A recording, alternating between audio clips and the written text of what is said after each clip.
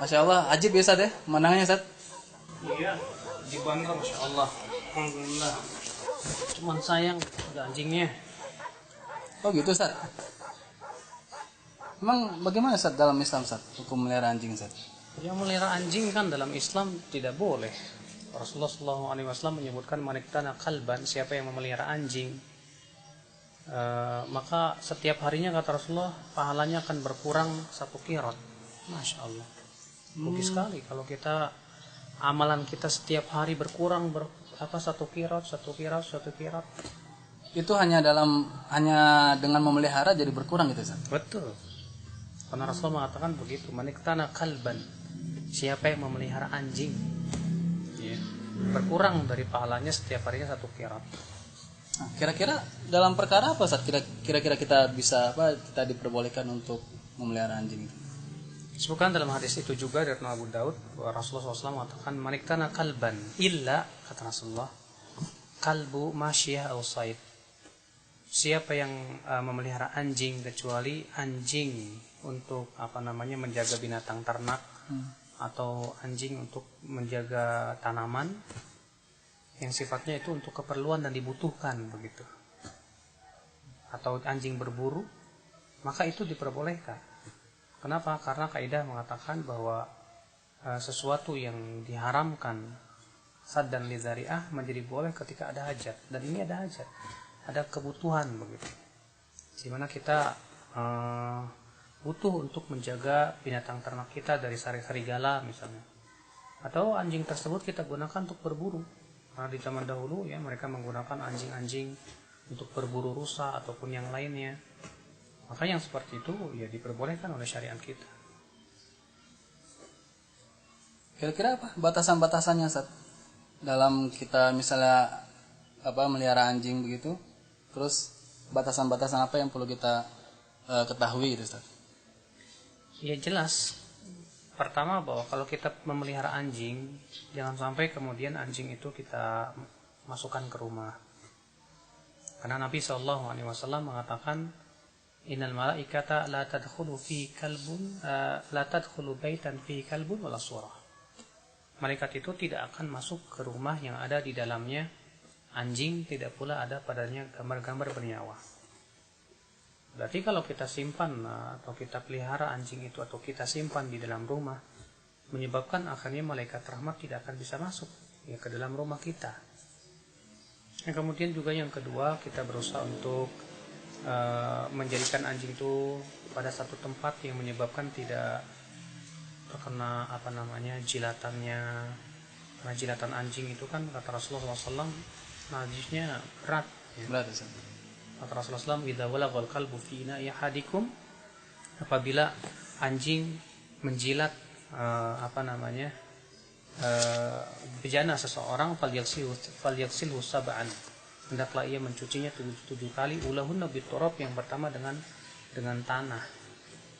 Nah, kalau misalnya kita anjing itu biarkan anjing itu atau dia kencing atau berak di rumah kita dan yang lainnya kena najis, itu tentu akan sangat merepotkan kita.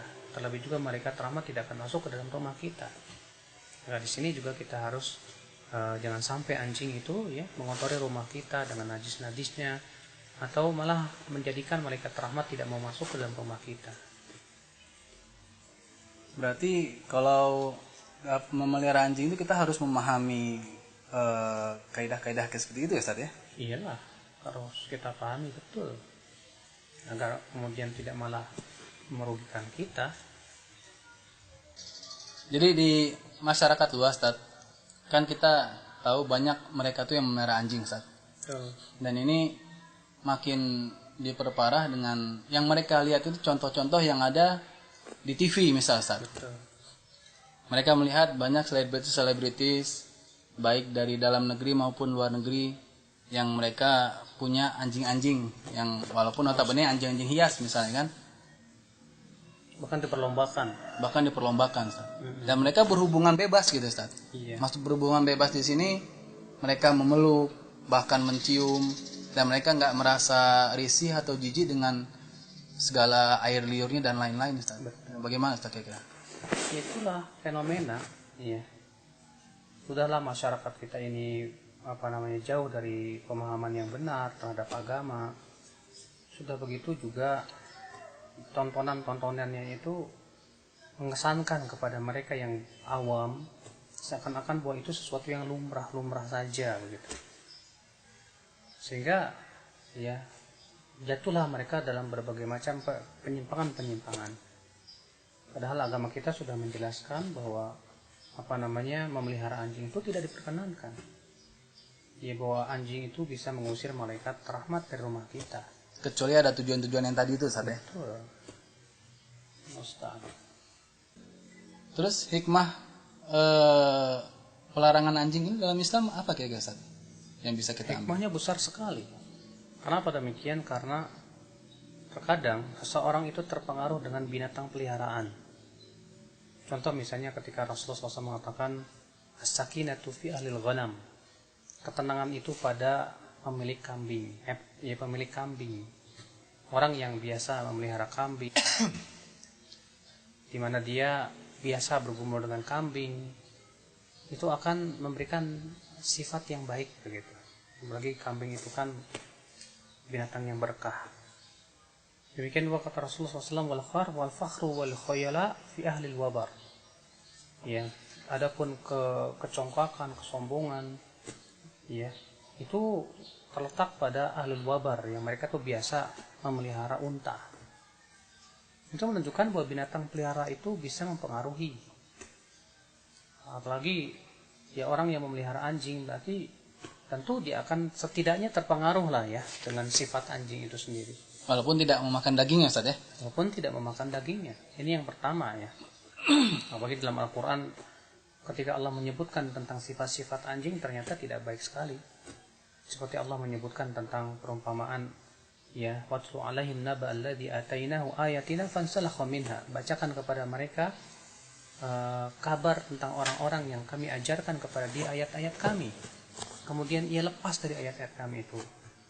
Ya, fa'atba'ahu syaitan fakana minal ghawin. Lalu syaitan mengikuti dia, lalu ia pun menjadi sesat. Walau syi'na la rafa'nahu biha. Padahal kalau kami kehendaki, kami akan angkat ia dengan ayat-ayat kami itu. Walakinnahu akhlada ilal ardi wattaba'a hawa. Akan tetapi sayang, kata Allah, dia lebih condong kepada bumi dan mengikuti hawa nafsunya. Lalu Allah memberikan permisalan, famathaluhu kamathalil kalb. Perumpamaan dia itu seperti perumpamaan anjing. Al-Imam Ibnu Qayyim ketika menyebutkan tentang sifat anjing, kata Ibnu Qayyim, anjing itu termasuk binatang-binatang yang tidak bagus, ya, yang buruk begitu. Lihat saja anjing kalau diberikan daging segar dia tidak mau, dia maunya bangkai. Anjing selalu menjulurkan lidah, ya, yang merupakan kiasan tentang betapa dia itu sangat mengikuti hawa nafsu.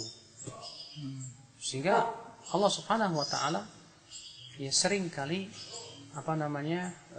menjadikan anjing itu sebagai perumpamaan orang yang mengikuti hawa nafsu. Rasulullah SAW juga dalam hadis disebutkan demikian. Ya, wasayati qaum, setelah Rasul mengabarkan tentang umat Islam ini, ya, bahwa umat Islam akan berpecah belah. Kemudian Rasul mengabarkan bahwa akan datang suatu kaum tatajaru fihim al-ahwa kama yatajaru kala-kalabu fi sahibihi.